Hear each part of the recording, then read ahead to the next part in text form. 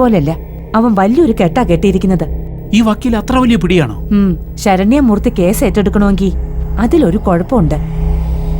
അവൻ പറഞ്ഞത് വെറുതെ വാദിക്കുമെന്നല്ലേ? വെറുതെയാ. 3-4 ലക്ഷം കൊടുക്കണം. അതിനവന്റെ പൈസ എവിടുന്ന? അത് അവള് സമ്പാദിച്ചത് കാണുമല്ലോ. അല്ലെങ്കിൽ അവളുടെ കയ്യിലെ വക്കീലന്മാരെ മയക്കാനുള്ള അടവ് കാണും. അതുകൊണ്ട് ശരണ്യമൂർത്തി കേസ് ഏറ്റെടുത്ത സ്ഥിതിക്ക് നമുക്ക് ഒരു സീനിയർ വക്കീലിനെ വെക്കാം.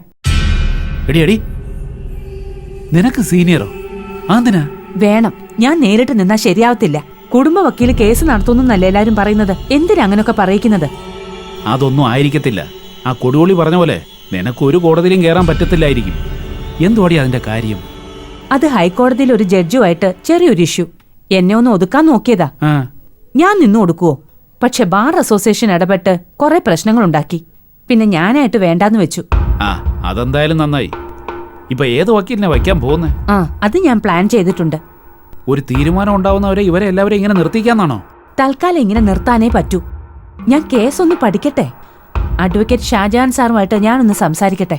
നമ്മുടെ ഈ വിൽപത്രമേ കൃത്രിമമായിട്ടുണ്ടാക്കിയതാണെന്ന് ശരണ്യമൂർത്തി സാറിന് മനസ്സിലായി. സാർ അതിന്റെ റൂട്ടും കണ്ടുപിടിച്ചു. അതല്ലേ അവരാ രജിസ്ട്രാറിന്റെ കാര്യം പറഞ്ഞത്. അവരിത്ര മൂവ് ചെയ്ത സ്ഥിതിക്ക് നമ്മൾ കെയർഫുൾ ആയേ പറ്റൂ. വില്ല് വ്യാജമാണെന്ന് തെളിഞ്ഞാലേ നിസാര കേസൊന്നുമല്ല. അവനും പിള്ളേരും ഇവിടെ താമസിക്കുകയും ചെയ്യും, നമ്മൾ പുറത്താവുകയും ചെയ്യും.